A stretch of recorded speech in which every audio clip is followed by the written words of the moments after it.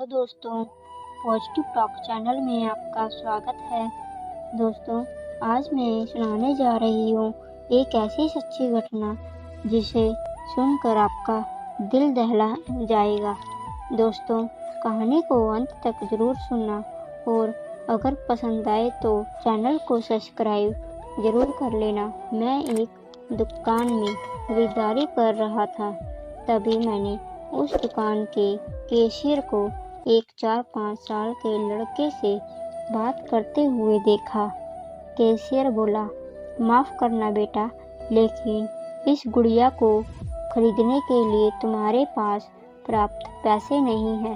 फिर उस छोटे से लड़के ने मेरी ओर मुड़कर मुझसे पूछा, अंकल, क्या आपको भी यही लगता है कि मेरे पास पूरे पैसे नहीं हैं?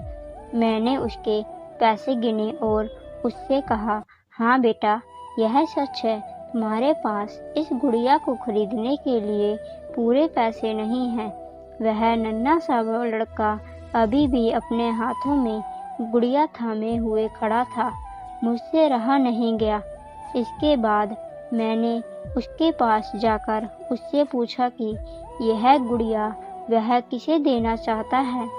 इस पर उसने उत्तर दिया कि वह वो गुड़िया है जो उसकी बहन को बहुत प्यारी है और वह इसे उसके जन्मदिन के लिए उपहार में देना चाहता है।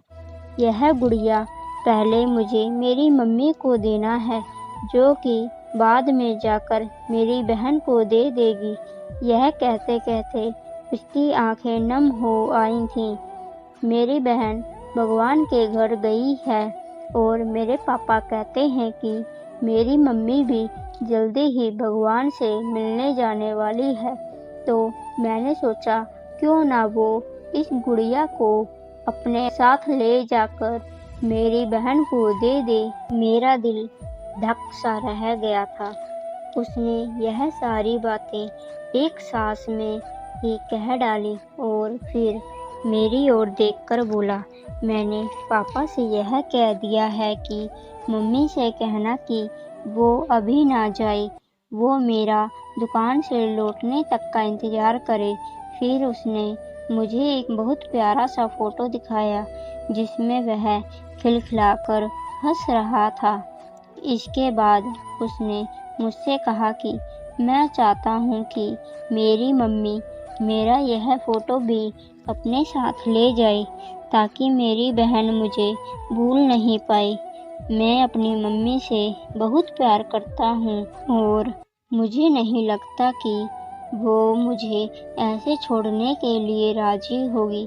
और पापा कहते हैं कि उन्हें मेरी छोटी बहन के साथ रहने के लिए जाना ही पड़ेगा। इसके बाद फिर से उसने उस गुड़िया को गमहीन आँखों से खामोशी से देखा। मेरे पास जल्दी से अपने बटुए तक पहुँचे और मैंने उससे कहा कि चलो एक बार और गिनती करके देखते हैं कि तुम्हारे पास गुड़िया के लिए पर्याप्त पैसे हैं या नहीं। उसने कहा, ठीक है, पर मुझे लगता है मेरे पास पूरे पैसे हैं। इसके बाद मैंने उससे नज़रें बचाकर कुछ पैसे उसमें जोड़ दिए और फिर हमने उन्हें गिनना शुरू कर दिया। यह पैसे उसकी गुड़िया के लिए काफ़ी थे। यही नहीं, कुछ पैसे अतिरिक्त बच भी गए थे। नन्हे से लड़के ने कहा, भगवान का लाख लाख शुक्र है मुझे इतने सारे पैसे देने के लिए। फिर उसने मेरी ओर देखकर कहा कि मैंने कल रात सोने से पहले भगवान से प्रार्थना की थी, मुझे इस गुड़िया को खरीदने के लिए पैसे दे देना ताकि मम्मी इसे मेरी बहन को दे सके। और भगवान ने मेरी बात सुन ली। इसके अलावा मुझे मम्मी के लिए एक सफ़ेद गुलाब खरीदने के लिए भी पैसे चाहिए थे, पर मैं भगवान से इतने ज़्यादा पैसे मांगने की हिम्मत नहीं कर पाया था। पर भगवान ने तो मुझे इतने पैसे दे दिए हैं कि अब मैं गुड़िया के साथ साथ एक सफ़ेद गुलाब भी खरीद सकता हूँ। मेरी मम्मी को सफ़ेद गुलाब बहुत पसंद है। फिर वहाँ से निकल गई। मैं अपने दिमाग से उस छोटे से लड़के को निकाल नहीं पा रहा था। फिर मुझे 2 दिन पहले स्थानीय समाचार पत्र में छपी एक घटना याद आ गई, जिसमें एक शराबी ट्रक ड्राइवर के बारे में लिखा था, जिसने नशे की हालत में मोबाइल फ़ोन पर बात करते हुए एक कार चालक महिला की कार को टक्कर मार दी थी, जिसमें उसकी 3 साल की बेटी घटनास्थल पर ही मृत्यु हो गई थी और वह महिला कोमा में चली गई थी।